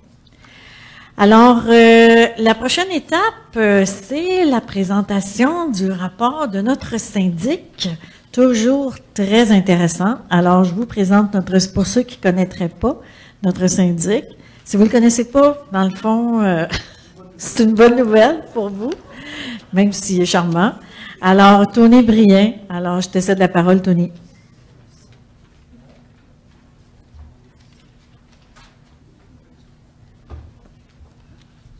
Alors, bonsoir tout le monde. Soyez patients, persévérants, ça achève. Par la suite, ça sera la période de questions et la fin de l'Assemblée générale. Bienvenue également aux gens qui sont sur Facebook. Alors, je le répète toujours à chaque fois que je me présente comme syndic, parce qu'effectivement, c'est peu connu par les membres, évidemment moins connu de la part des gens du grand public. Mais vous savez que l'Ordre a essentiellement comme mission première la protection du public. L'Ordre dispose de plusieurs moyens pour protéger le public et le rôle du syndic en est un outil, en fait, dont les ordres disposent pour protéger le public parce que le rôle du syndic, c'est de faire enquête. Donc, faire enquête quand des problèmes déontologiques sont portés à sa connaissance.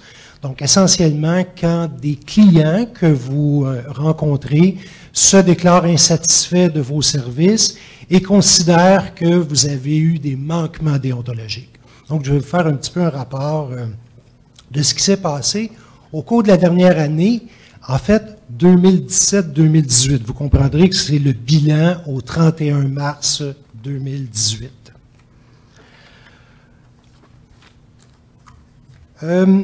Donc, vous avez 22 enquêtes pendant cette période-là, 19 dossiers fermés. Je vous parlerai un petit peu plus tantôt de la ventilation de ces dossiers-là, la nature de ces dossiers-là. Au 31 mars 2018, 3 dossiers étaient toujours actifs, 1 sous enquête, 1 au comité de révision. La décision du comité de révision a été rendue, ce qu'on m'a dit tantôt en septembre. Donc, le comité de révision a accepté là, la conclusion de notre syndic adjointe dans ce dossier-là. Et au 31 mars, il y avait une plainte pénale. Parmi les enquêtes, 10 enquêtes impliquent des criminologues inscrits au tableau des membres, donc des gens qui font partie de l'ordre, mais quand même, plusieurs dossiers impliquent aussi des gens qui ne font pas partie de l'ordre, des enquêtes pour utilisation illégale du titre et exercice illégal de la profession. Même en 2017-2018, il y a encore des gens qui ne connaissaient pas l'existence de l'ordre ou bien prétendaient ne pas connaître l'existence de l'ordre et continuaient à utiliser le titre de criminologue ou à exercer des activités réservées. Donc, l'ordre, à un moment donné, a pris la décision, si on veut, après de multiples activités de promotion ou d'information, en fait, sévir un peu et de commencer à intenter des poursuites contre des gens qui utilisaient le titre illégalement, le titre de criminologue. La semaine dernière, je ne suis peut-être pas supposé de vous parler de l'actuel, mais puisque mes collègues l'ont fait, moi aussi je vais tricher là-dessus. Donc, il y a eu des enquêtes pour utilisation illégale du titre. La semaine dernière, vendredi dernier, une première personne fut condamnée à payer une amende. Elle a reçu une amende de 1 875 $ pour utilisation illégale du titre de criminologue. Le 30 novembre prochain, nous allons retourner à la Cour du Québec pour une décision qui va être rendue par le tribunal pour, cette fois-ci, 2 choses, utilisation illégale du titre et pratique illégale de la profession. Donc, l'ordre a décidé de commencer à intenter des poursuites contre les gens qui utilisent illégalement le titre. C'est un peu normal parce que c'est injuste pour vous. Vous payez vos cotisations, qui sont quand même assez dispendieuses. Vous respectez les règles de l'ordre. Donc, les gens qui ne respectent pas ces conditions-là doivent faire face un peu à leurs responsabilités. Donc, 10 dossiers sous enquête, en fait 22 dossiers, 10 concernant des membres et 12 concernant des non-membres. Si on revient aux gens qui sont des membres, donc les gens qui ont fait l'objet d'une enquête et qui sont inscrits au tableau des membres, c'est essentiellement des gens qui travaillent dans les centres jeunesse, à la DPJ, soit à l'évaluation ou à l'application des mesures. Donc, j'ai commencé à me faire une tête un peu là-dessus. C'est principalement, la grande majorité de nos membres font partie de la DPJ. En fait, plusieurs de nos membres, mais c'est aussi une période très sensible pour la clientèle. Il s'agit de leur famille, il y a des éclatements, il y a des détresses, et les gens se déclarent insatisfaits des recommandations ou des travaux qui ont été faits par les criminologues. Moi, je tiens à vous rassurer, parce que Pierre en a parlé tantôt, c'est pas parce que vous faites l'objet d'une plainte que vous avez nécessairement mal travaillé. Moi aussi, je suis du même avis que mon directeur, c'est-à-dire que la majorité des criminologues travaillent très, très bien. J'ai confiance en vous. Par contre, quand les gens déposent une plainte au bureau du syndic, c'est mon devoir de faire enquête et de m'assurer qu'effectivement, vous avez fait le travail dans les règles de l'art et surtout dans le respect du code de déontologie. En fait, mon outil principal, c'est le code de déontologie, donc s'assurer que les choses sont faites correctement. De quoi il s'agit? De quoi les gens se plaignent quand ils font appel au bureau du syndic pour faire enquête? Essentiellement, de toute la question qui concerne la relation avec la clientèle. Hein. Les gens se plaignent de l'intégrité des criminologues, du secret professionnel, parce qu'il y a quand même de l'échange d'informations entre professionnels, et considèrent que ça peut être un bris de confidentialité. Certains clients se plaignent également de la longueur ou de la lourdeur des délais, parfois pour une prise de décision, parfois pour des auditions devant le tribunal. Donc, encore là, vous n'avez pas de contrôle sur, par exemple, les délais judiciaires, mais si je peux me permettre une petite recommandation, tenez votre clientèle informée. En fait, c'est pas de votre responsabilité, vous n'avez pas de contrôle sur le déroulement judiciaire d'une affaire. Par contre, vous avez le contrôle sur l'information à votre clientèle, et ça, ce serait souhaitable que votre clientèle soit informée périodiquement de ce qui se passe dans son dossier. Ensuite de ça, principale réalisation, ça c'est pour les chiffres, donc vous voyez que ce n'est pas des chiffres quand même importants. Vous avez vu aussi, où je vous le rappelle, une seule décision a été rendue depuis la création de l'ordre par le Conseil de discipline. Donc, il n'y a pas actuellement de poursuite d'intenter devant le Conseil de discipline contre des membres. La majorité des enquêtes se terminent au niveau du syndic. Principale réalisation 2017-2018, sélection, embauche, intégration et formation d'une nouvelle syndic adjointe. Je te l'avais dit, Karine, tu peux te lever, Karine Danfous est notre nouvelle syndic adjointe. Donc, elle est appelée également, tout comme moi d'ailleurs, à faire des enquêtes. Contribution aussi de la première formation de l'OPCQ sur l'éthique, la déontologie et la discipline qui a eu lieu dans le cadre du Congrès de la Société de criminologie du Québec. On a parlé tantôt là, que ça avait eu lieu à l'automne 2017. Donc, on a fait la première formation dans le cadre de ce congrès-là. Vous avez aussi les résultats de cette formation-là publiés sur le site de l'Ordre. Donc, vous avez la présentation PowerPoint de l'éthique au travail. Donc, je vous inviterai à aller consulter cette présentation PowerPoint-là, où vous allez quand même retrouver plusieurs informations utiles. Et surtout, si jamais vous ne connaissez pas ça, bien, vous allez retrouver le processus d'enquête du syndic. Donc, si jamais vous êtes interpellé par le syndic, au moins connaître par quelle étape l'enquête du syndic procède. Je vous dirais qu'une enquête du syndic, c'est la même chose à l'ordre des criminologues qu'au sein des autres ordres. Donc, c'est à peu près le bilan. Je voulais mettre l'emphase sur... oui, c'est ça. Donc, c'est à peu près le bilan. Je voulais mettre l'emphase aussi sur le fait que, si vous êtes interpellé, vous avez un devoir de collaboration à l'enquête du syndic. C'est sûr que c'est jamais rassurant d'être interpellé par le syndic, mais faites confiance à la procédure. Et heureusement, en fait, moi aussi, je suis rassuré à l'effet que la majorité des criminologues travaillent très bien et que ça se termine ou ça se ferme au niveau de l'enquête du syndic.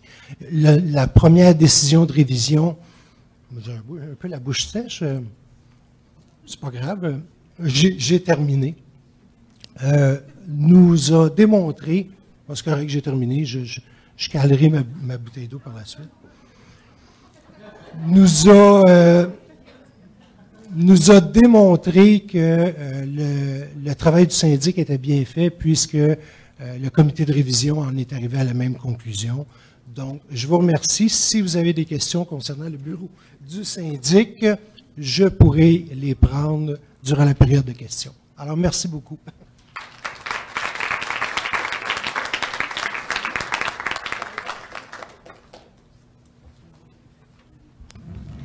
Merci beaucoup, Tony. Alors, on est rendu à la période de questions. On avait une question préadressée. Je ne sais pas si la personne qui l'a préadressée est présente. Oui, alors peut-être que vous pouvez la formuler au micro. Et puis, ça va nous faire un plaisir d'y répondre. Bonjour, Claude Lachance, agent de probation à Rimouski, nouvellement membre de l'Ordre des criminologues depuis le mois de mai. Bonjour. Bonjour, je suis aussi délégué syndical et je représente l'ensemble des professionnels de la sécurité publique depuis peu. Et dans le contexte de ma représentation, je représente, on parlait tantôt de 117 personnes qui sont en attente du registre. Oui. Dans mon équipe, juste dans ma petite équipe à moi, Rimouski, c'est la moitié de l'équipe qui est concernée. Ça fait que c'est beaucoup de monde, ça fait beaucoup de questions. Qu'est-ce qui arrive? Ça va être quoi nos obligations? Qu'est-ce qu'on va avoir? Et récemment, on a été informé que notre employeur avait vu le contenu du projet de règlement, alors que nous, on ne l'a pas vu. Fait que là, on avait des questions, plus savoir, est-ce que, un, c'est possible de le voir, ou deux, savoir qu'est-ce que ça contient. Puis finalement, parce qu'on a eu des échanges au printemps, mais on n'a pas vu la suite par la suite. D'accord. Bien, premièrement, on vous remercie d'avoir préadressé votre question. Ça nous permet d'y répondre de façon plus exhaustive. Alors, je cède la parole à Pierre pour cette question-là.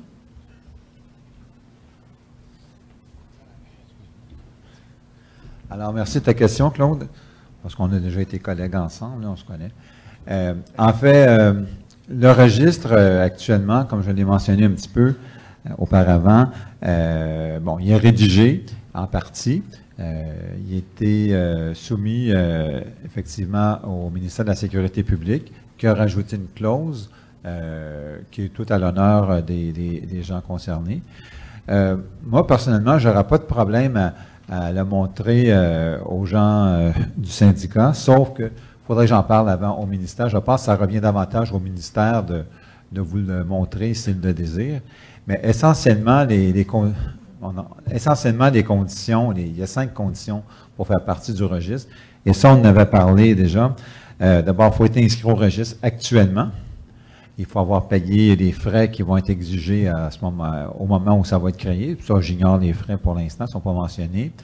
Il faut également des clauses habituelles, ne pas avoir fait l'objet de poursuites judiciaires. Et on a rajouté également pour les employés occasionnels qui sont sur une liste d'aptitude, la possibilité de rester dans le registre si le délai entre 2 contrats n'est pas trop long, grosso modo. Fait qu'il n'y a rien de sorcier dans ce règlement-là, dans ce projet de règlement-là qui rentre sur 2 pages et qui a été fait, comme je ne sais pas si je l'ai mentionné, avec le concours du Collège des médecins qui en fait beaucoup, là. Alors, on s'est dit qu'ils étaient probablement les mieux placés pour nous aider à le produire. Maintenant, pour la suite des choses, au niveau des gens qui sont sur le registre, ça ne change pas grand-chose à leur réalité. Je vous rappelle que le registre, on le fait pour maintenir le lien d'emploi et surtout sauvegarder la compétence des gens qui sont sur le registre. Et en fait, c'est probablement, c'est toujours embêtant de vous donner une date, là, mais avec le gouvernement et la façon dont sont traités les règlements, il y a des délais. Mais nous, on va faire la pression nécessaire pour que ça soit réglé au début de 2019. Donc, à ce moment-là, on pourra tout le monde arriver à temps à la période de renouvellement qui est au 31 mars. Et là, on pourrait avoir beaucoup plus d'informations. Je ne sais pas si ça répond à la question ou si ça en a suscité d'autres. Hein?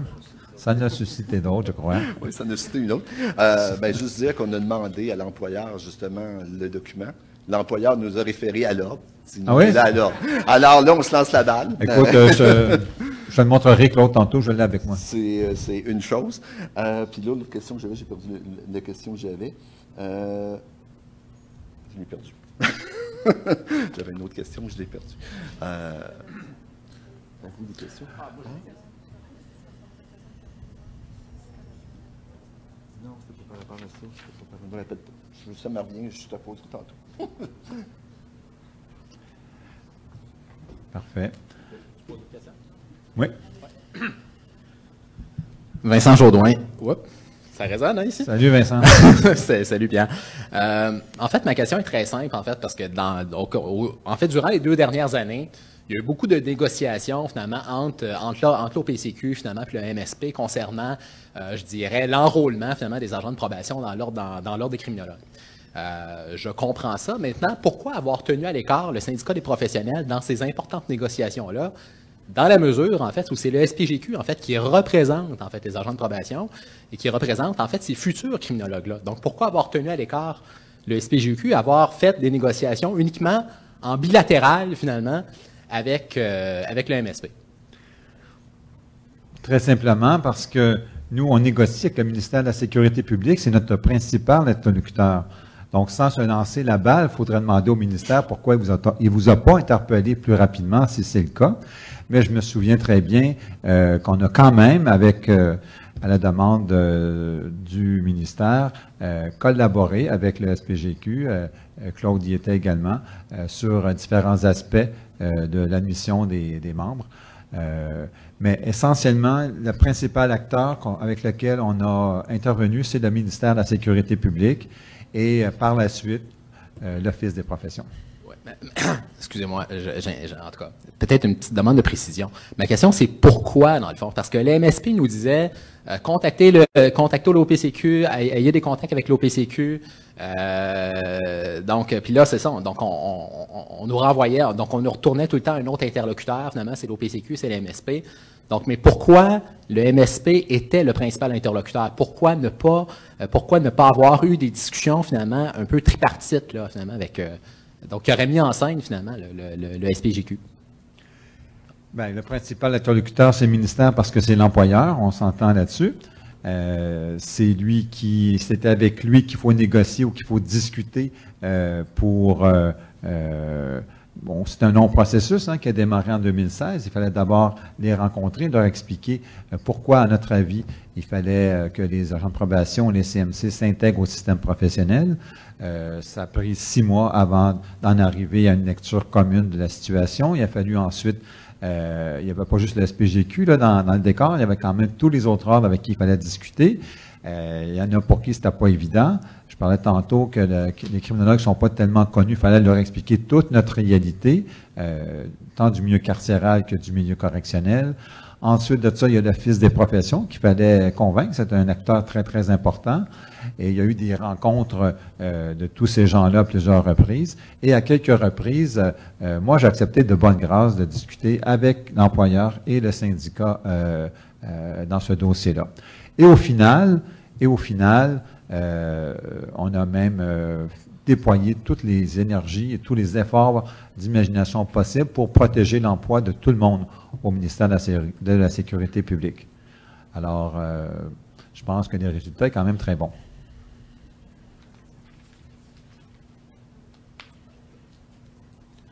D'autres questions?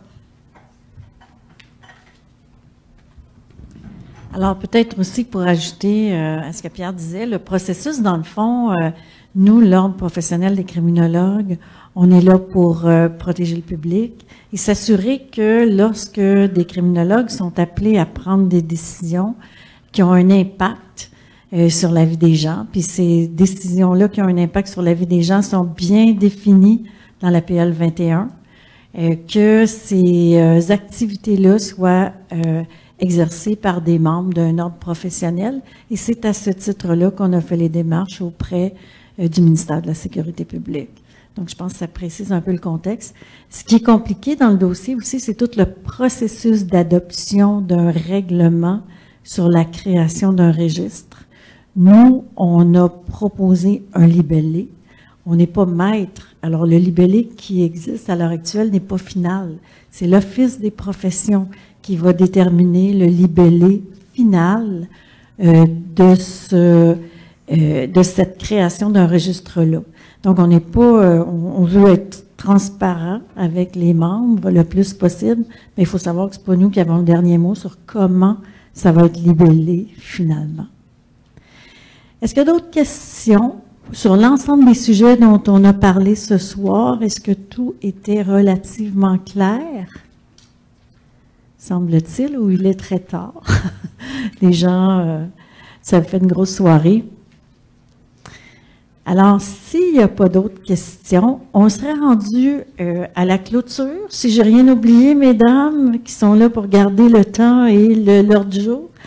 Alors, ça nous prendrait une proposition pour clore l'Assemblée, proposée par José Rioux et secondée par Linda Grégoire. Alors, je veux remercier tout le monde de votre présence ce soir. Vraiment, on se trouve très chanceux d'avoir une si importante délégation de criminologues à nos assemblées générales. Je pense que cette année, on a battu un peu des records, je sais pas. Mais en tout cas, je suis contente de voir qu'il y a autant de monde. Ça nous indique que vous êtes vraiment intéressés par votre profession, ça on le savait. Tous les criminologues ont très à cœur leur profession. Si vous pouvez remplir le petit feuillet d'évaluation de la soirée, nous, ça nous aide dans un processus d'amélioration continue. Alors, merci beaucoup. Merci à toute l'équipe de la permanence qui a organisé tout l'aspect logistique. Merci à Pierre qui a été très présent, Tony aussi. Et à l'année prochaine, on va se voir avant ça dans nos tournées régionales. Merci.